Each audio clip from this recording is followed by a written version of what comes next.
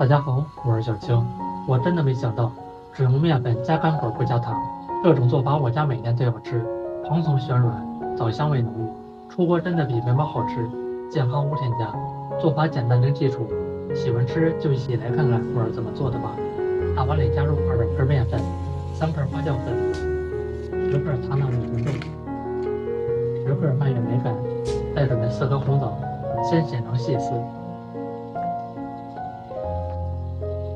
最后再剪成红枣碎。做这道美食放一点红枣更好吃。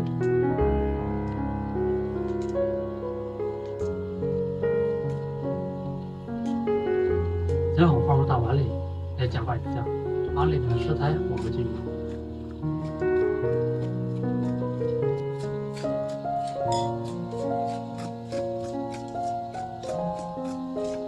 再倒入150克常温水，继续来搅拌一下。我每天都有些减量家常美食食谱，感谢您在点评下方为我点个赞及订阅支持一下，非常感谢。一直搅拌到浓稠的面糊就可以了。再封上保鲜膜，想放2倍大。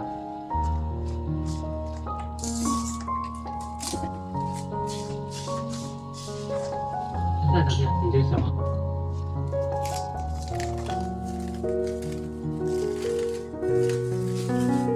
里面都是蜂窝气孔，继续搅拌一下，排出空气。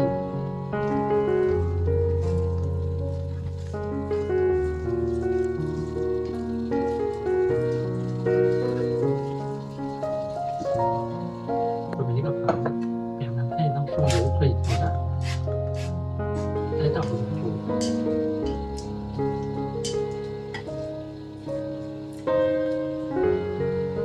整理平等，这样熟的时候一致。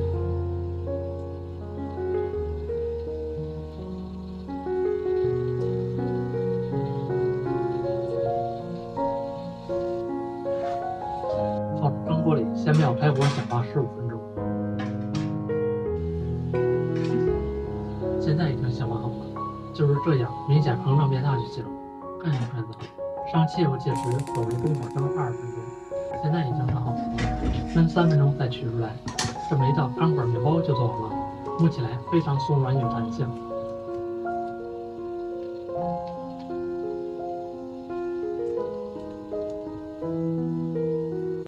再切成小块，这样做出来的干果面包蓬松暄软，营养丰富，结合里面的干果特别好吃。有面粉不知道怎么吃，可以试试这样做，真的比买的好吃健康。有人想不会就好，做法相当简单，现场看一遍就行。